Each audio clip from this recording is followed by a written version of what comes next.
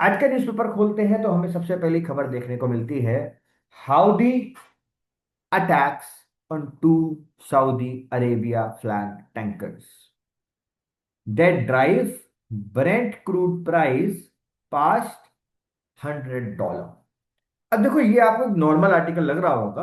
अभी इसके आर्टिकल के अंदर नहीं जाऊंगा, बट आप बहुत डीपली इस आर्टिकल को एक बार समझने की कोशिश करोगे तो आपको पता लगेगा इस आर्टिकल में तीन चीजें आती हैं। पहला, you need to understand who are Houthis. आपको ये पता होना चाहिए कि ये हाउदीज कौन होते हैं। ठीक। दूसरा, इन्होंने सऊदी अरेबिया के ऊपर क्यों अटैक किया।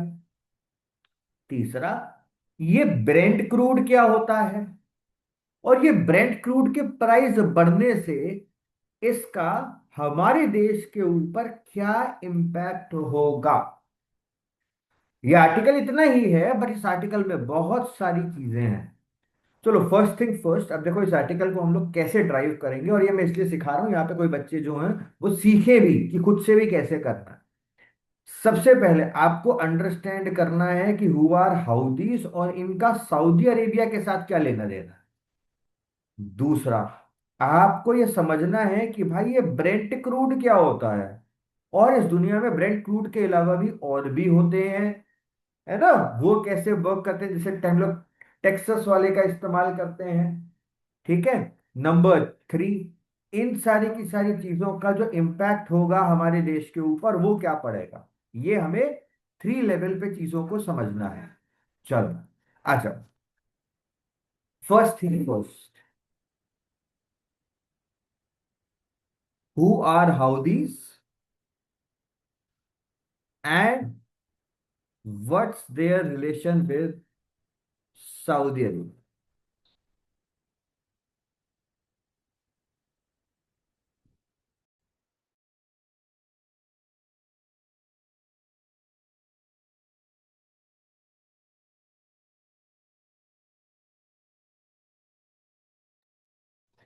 ठीक। चलो,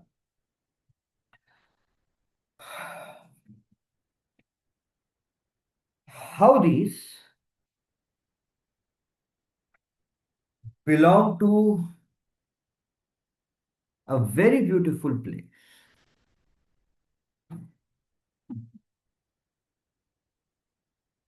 जिसका नाम है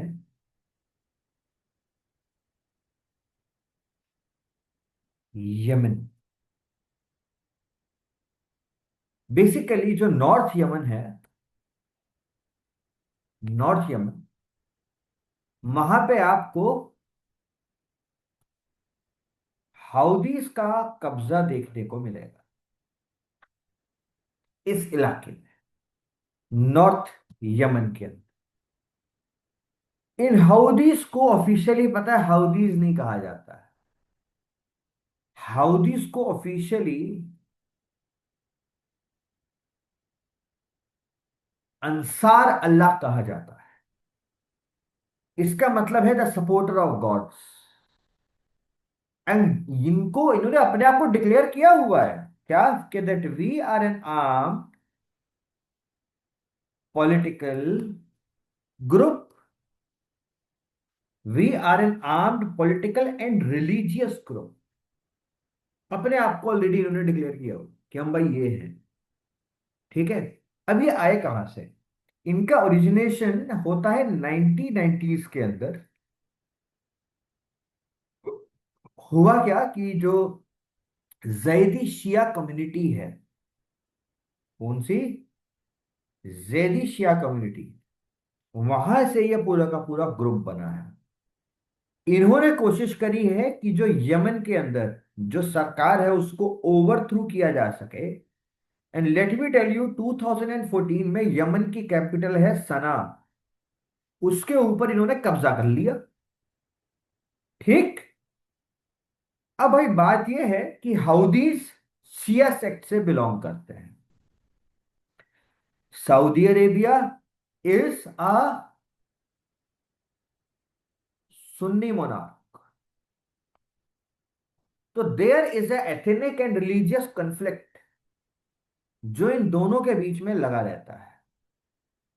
there is a ethnic and religious conflict जो इन दोनों के बीच में लगा रहता है। सऊदी अरेबिया ने 2014 के अंदर हाउदीज के खिलाफ यमन की सरकार को सपोर्ट भी किया था, ऑल्दो हाउदीज का जो कंट्रोल है वो नहीं छूटा। ठीक।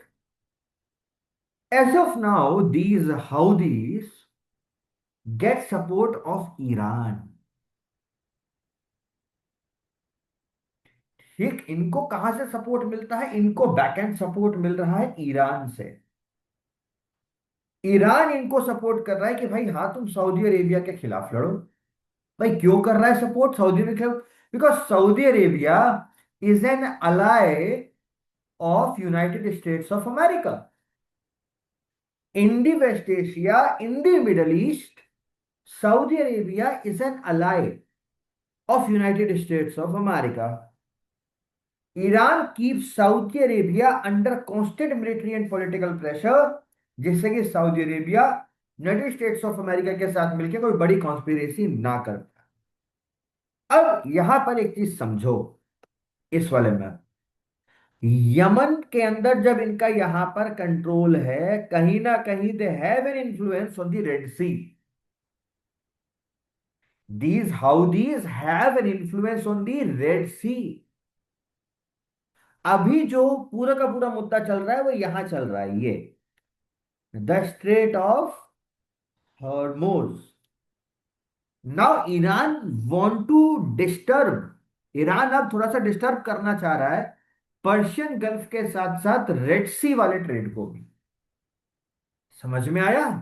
ज्योग्राफी समझो। ये जो रेड सी है मेडिटेरियन सी को इंडियन ओशन से कनेक्ट करता है। आपको एक चीज याद आनी चाहिए, कल हम लोग परसों हम लोगों ने डिटेल में ये कवर किया था कि अगर आपको इंडियन ओशन से अगर आपको जाना है ब्लैक सी तो आप कैसे जाओगे? और ब्लैक सी से हम लोग सी ऑफ अजोव तक पहुंचे थे। मैंने पिछले साल भी बच्चों को इसी तरीके से कराया था। और as it is UPSC prelims 2026 में सवाल देखने को मिला है ना, जब भाई ये बंद हुआ था ये वाला इलाका, तब यही सवाल आया था कि यहां से आप आओगे इंडिया कैसे, और वही आपको पढ़ना था। This is how UPSC is evolving, आपको यूपीएससी से एक स्टेप आगे रहना है। अब देखो ईरान, एक तो ये हो गया। Now Iran wants to target this also. अब यहां टारगेट कैसे करेगा? यहां सऊदी है, ये इलाका अपने आप कंफ्लिक्ट में रहता है, इनका इन इलाके से कोई मतलब इतना खास नहीं है। अब यहां पे एक अलाय बचता है ईरान का। Every ship travelling between Europe and Asia, Europe and India, Europe and even east Africa, यहां से पास करते। अब हाउदीज इन्फ्लुएंस ऐसे करते हैं कि हाउदीज के पास ऐसा टेक्नोलॉजी की कमी नहीं है, दूसरा ईरान इनको टेक अच्छा खासा देता है। ईरान इनको एंटी शिप मिसाइल देता है। ईरान इनको आज की डेट में ड्रोन्स दे रहा है। ठीक है, ड्रोन बॉम्ब्स दे रहा है। मैं आपको एक और चीज बता दूं, it is not only about.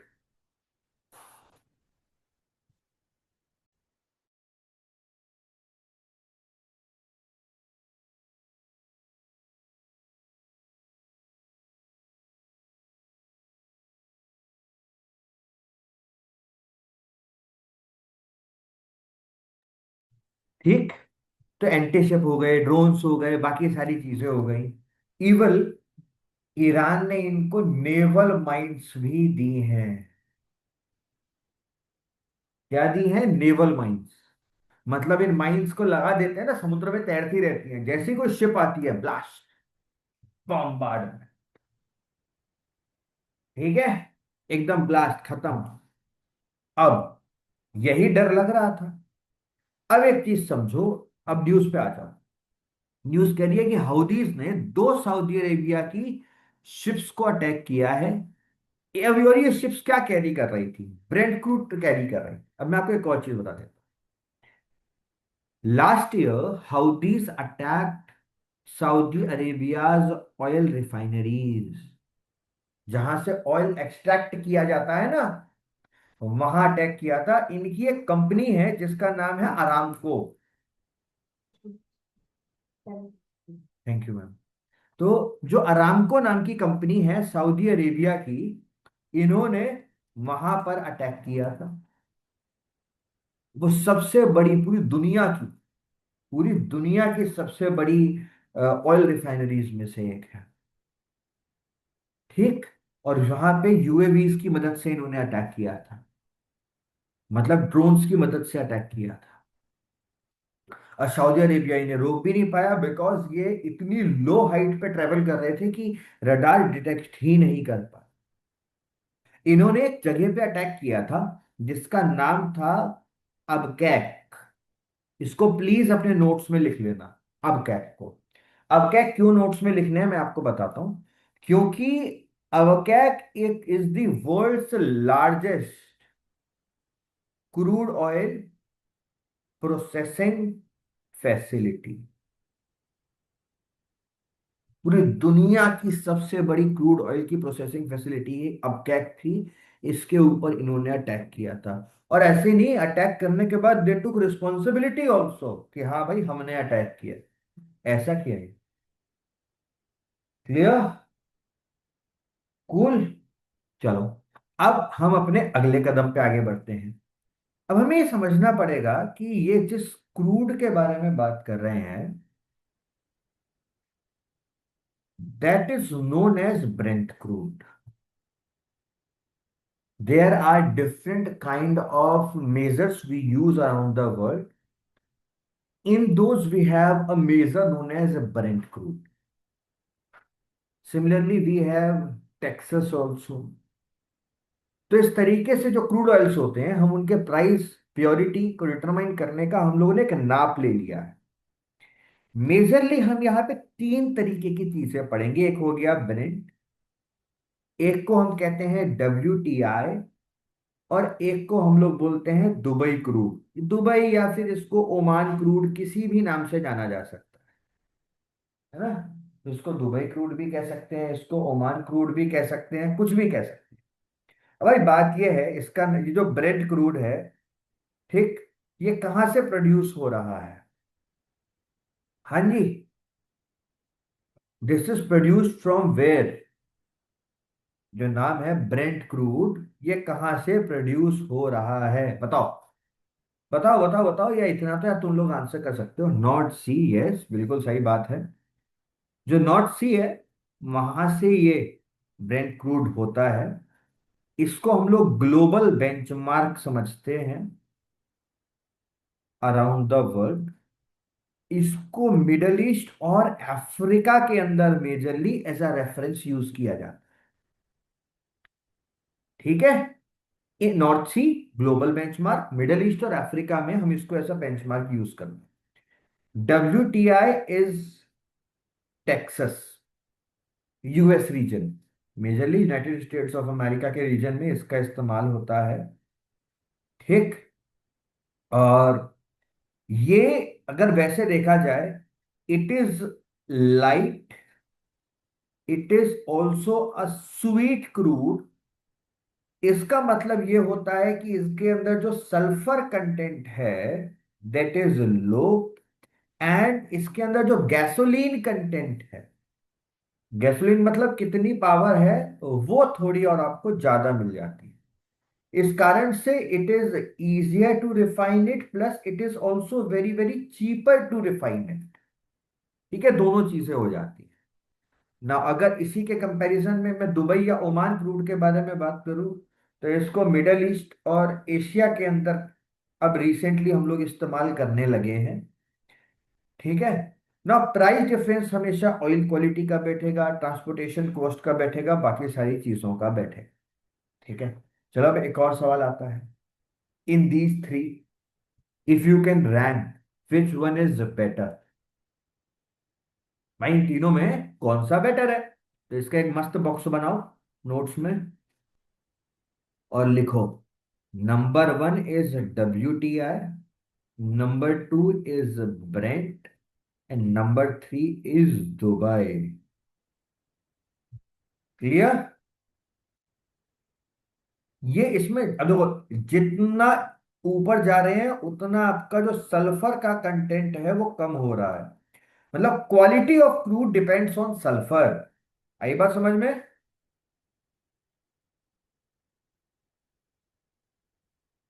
Quality depends on sulphur. Cool, बढ़िया, लिख लिया। चलो अब, Houthis has a side attack to Saudi Arabia ships, जिसकी वजह से ब्रेंट क्रूड का प्राइस बढ़ गया। How this impacts India. GS paper number 2 में लिखा हुआ है, आपको इंटरनेशनल अफेयर्स में उन चीजों को पढ़ना होता है जो चीजें इंडिया को इम्पैक्ट करती हैं। नंबर 1, सबसे पहले तो भाई जो सप्लाई है वो कम हो जाएगी। नंबर 2, हो सकता है जो हमारी देश की तरफ आ रही थी उनको अब लंबा रास्ता लेना पड़ेगा। क्योंकि देखो ना, ये वाला रास्ता तो ऑलरेडी पहले ही दिक्कत भरा है, अब यहां पे भी दिक्कत हो गई। तो there could be a longer route जिसको ये लोग ट्रैवल करेंगे, है ना। अब सऊदी अरेबिया से हो सकता है वही पुराना जिससे कोलंबस आया वो आया था। केप ऑफ गुड होप पूरा एकदम ऐसे अफ्रीका एकदम गोल गोल घूम के उसके बाद आए। 10 से 15 दिन फालतू लग जाएंगे। फिर इसकी वजह से तीसरा, मार्केट फेयर हो जाता है, दुनिया भर में दिक्कतें आ जाती हैं। ठीक, इसकी वजह से हमारे देश में इन्फ्लेशन हो सकता है। This should be a flow chart. ठीक, अब नाउ इससे भारत क्या लर्न करे? Learning is strategic petroleum reserve. Bharat अपने देश में स्ट्रेटेजिक पेट्रोलियम रिजर्व्स को और ज्यादा बेहतर बना के रखे, और ज्यादा बढ़ाए। ठीक है ना, ऐसे जो कन्फ्लिक्ट्स होते हैं, ऐसी जो वॉर्स होती हैं, यही हमें एहसास दिलाती हैं कि हमारे पास बफर होना चाहिए। ये ministry of petroleum and natural gas के अंदर काम करता है। ठीक, अभी इंडिया के पास उतना अच्छा नहीं है। अभी हमारे पास मेजरली वाइजैग है, मंगलुरु है, पाडूर है, यहाँ पर है हमारे एसपीआर। और अभी और भी जगहों पर बात हो रही है। टोटल कैपेसिटी करेंटली हमारी 5.33 मिलियन मेट्रिक टन की है। This is are as of now, इतनी हमारी अभी है। ठीक है, तो चलो ये टॉपिक था, इसमें देखो हम लोगों ने कितनी सारी चीजें आज कवर अप करी। इजी टॉपिक था, टॉपिक ज्यादा बढ़िया ज्यादा बड़ा नहीं था। अब इसके अंदर स्ट्रेटेजिक चोक पॉइंट्स में आप स्ट्रेट ऑफ हॉर्मुज, रेड सी, बाब एल मंदाब स्ट्रेट, ये सब चीजें हम लोग रोज ही पढ़ते हैं। बट आपको नोट्स में भी वो चीजें मिल जाएंगी। ठीक है, अब ब्लैक सी पे आ जाओ। कल हम परसों रिवीजन किया था, बट फिर से एक बार याद कर लो। ठीक है, मेडिटेरेनियन सी से कैसे लिंक है? Bosphorus strait, sea of Marmara, dandelion strait. ठीक है, इस तरीके से आप ट्रेवल करो। कुछ नहीं करना है, कभी भी कोई भी चीज न्यूज में हो, you just need to imagine कि अगर आप भारत में हो, अगर आप इंडिया में हो, अगर आपको वहां ट्रैवल करना है तो आप किस किस इंपॉर्टेंट इंपॉर्टेंट जगहों से पास करोगे। इतना कर लिया, आपको मैपिंग की टेंशन ही नहीं लेनी है भाई। प्रीलिम्स के अंदर मैपिंग से सवाल कहाँ आते हैं? इस साल भी कहाँ है, पिछले 3-4 साल में कहाँ आ रहे हैं? सारे करंट अफेयर्स के सवाल। Got it? चलो आ जाओ।